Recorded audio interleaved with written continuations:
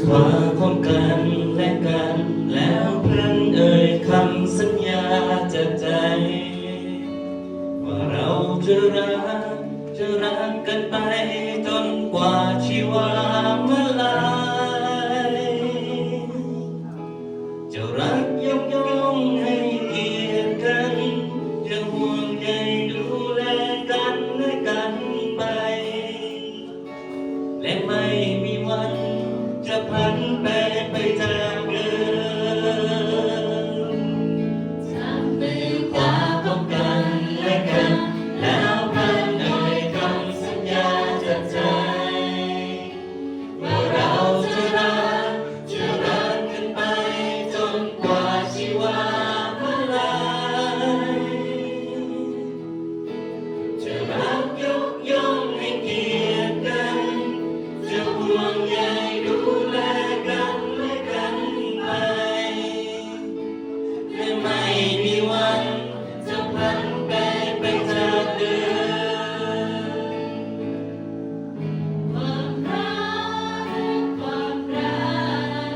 ความรักคือสิ่งสวยงามความรักคือพระพรยิ่งใหญ่ที่ใดที่มีความรักที่นั้นมีพระประทับอยู่ทุกชีวิตคู่มีพระทรงอยู่คุ้มครอง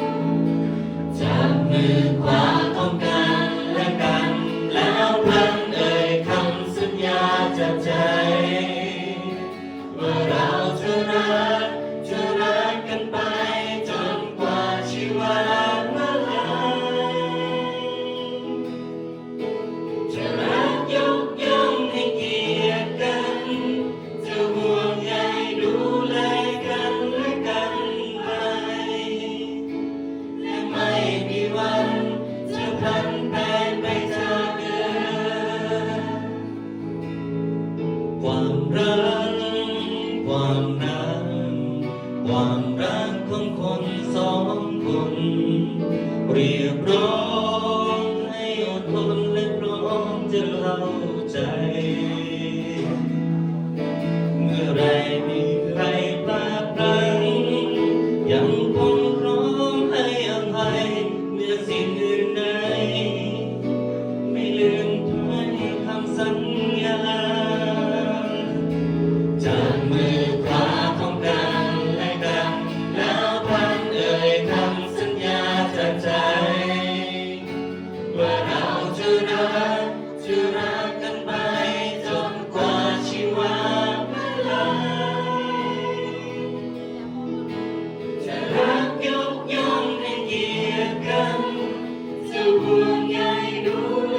กันและกันไปและไม่มีวันจะพลันแปรไปจากเดิมความรั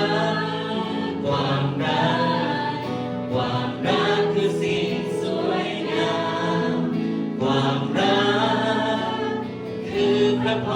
รยิ่งใหญ่ที่ใดที่มีความรัก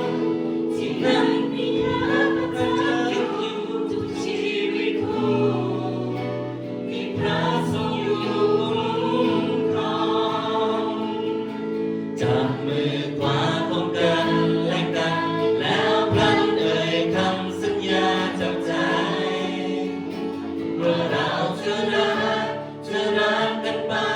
จนกว่าชีวามาลายจะรักยกย่องให้เกียรติกันจะห่วงใยดูแลกันและกันไปและไม่มีวันจะพลันแปรไปจาก